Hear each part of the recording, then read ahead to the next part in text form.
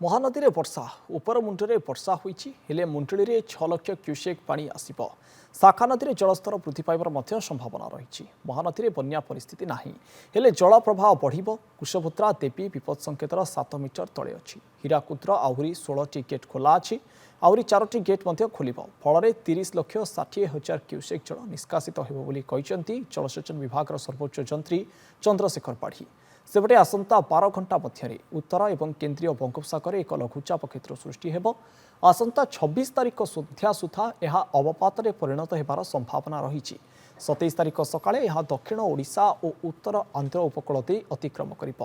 यार प्रभाव में कोरापुट और मालकानगिरी जिले में अति प्रबल वर्षा हेबा सहित अन्य दक्षिण ओडिशा जिला मानकरे प्रबल वर्षा हेबार संभावना अच्छी।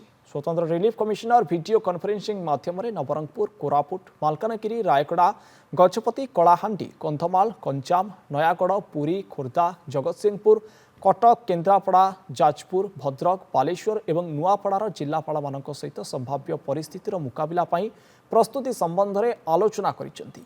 ଏହି ବୈଠକରେ ଜଳ ସମ୍ପଦ ବିଭାଗର ସର୍ବୋଚ୍ଚ ଯନ୍ତ୍ରୀ ଭାରତୀୟ ପାଣିପାଗ ବିଭାଗର ନିର୍ଦ୍ଦେଶିକା OSDM କାର୍ଯ୍ୟନିର୍ବାହୀ ନିର୍ଦ୍ଦେଶକ ତଥା ସ୍ୱତନ୍ତ୍ର ରିଲିଫ୍ କମିଶନରଙ୍କ କାର୍ଯ୍ୟାଳୟର ବରିଷ୍ଠ ଅଧିକାରୀମାନେ ମଧ୍ୟ ଉପସ୍ଥିତ ଥିଲେ।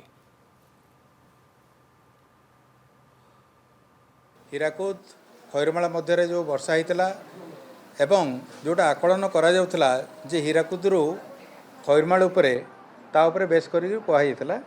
ତେବେ ବର୍ତ୍ତମାନ ଦେଖାଗଲା ଯେ ଗତକାଲି ବର୍ଷା ହେଇନି। ତେଣୁକରି ମାନେ ଏଇ ଯେଉଁ ଜାଗାରେ ହୀରାକୁଦରୁ ଖଇରମାଳ ଏବଂ ଖଇରମାଳରୁ ବରମୁଣ୍ଡ ଭିତରେ ବର୍ଷା ହେଇନି କିମ୍ବା ମୁଣ୍ଡଳି ଭିତରେ ବିଶେଷ ବର୍ଷା ନାହିଁ। ତେଣୁକରି ଆମେ ଯେଉଁ ମୁଣ୍ଡଳିରେ ଆମେ ଆସନ୍ତା କାଲି ସକାଳ 9ଟାରୁ 12ଟା ଭିତରେ ପାଖାପାଖି 6 ଲକ୍ଷ କ୍ୟୁସେକ୍ ଜଳ ପ୍ରବାହ ଅନୁମାନ କରୁଛୁ। ଆମର ଆଉ କୌଣସି ଜାଗାରେ ବନ୍ୟାର କୌଣସି ପରିସ୍ଥିତି ମଧ୍ୟ ନାହିଁ। ଆଉ ଏଇଟା ବି ଗୋଟେ ମାନେ କମ୍ ଧରଣର ମାନେ ବନ୍ୟା ଆମର 9 ଲକ୍ଷ ଉପରକୁ ହେଲେ ଆମେ ଯେଉଁ ଧରୁଛେ ତେଣୁକରି ଏଇଟା 6 ଲକ୍ଷ କିନ୍ତୁ ଜଳ ପ୍ରବାହ ବଢ଼ିବ।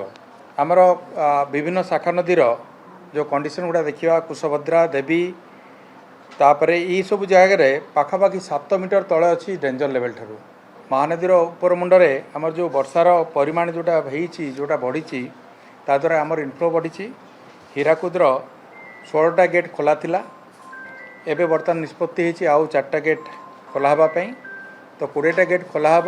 ଯେହେତୁ ଗୋଟେ ସର୍ବୋଚ୍ଚ ଜଳସ୍ତର ପାଖାପାଖି ଅଛି ଆମେ ରିଜର୍ଭର ମଧ୍ୟ ଏମ୍ପ୍ଟି କରିବାକୁ ଚାହୁଁଛୁ ଏବଂ ଯେହେତୁ ତଳେ ବିଶେଷ ଜଳ ପ୍ରବାହ ନାହିଁ ସେଇଟା ଏକୋମୋଡେଟ୍ ହେଇଯିବ। ଯଦି ଆମେ ରେଙ୍ଗାଲି କଥା କହିବା ରେଙ୍ଗାଲିରେ ଗୋଟେ ଫାଟକ ଖୋଲା ଅଛି 2247 କ୍ୟୁମେକ୍ ଜଳ ପ୍ରବାହିତ ହେଉଛି। ଏଇଟା ହେଉଛି 12ଟା ବେଳର ଡାଟା ଏବଂ 3280 କ୍ୟୁମେକ୍ ଜଳ ପ୍ରବେଶ କରୁଛି। ତେବେ ଏଇଟା ମଧ୍ୟ ଇଭିନିଂ ସୁଦ୍ଧା ବଢ଼ିକି ତାପରେ କମିଯିବ। ତେଣୁକରି ଆମେ ଆଉ ଅଧିକ ଗେଟ୍ ଖୋଲିବାର ସମ୍ଭାବନା ଦେଖୁନାହୁଁ।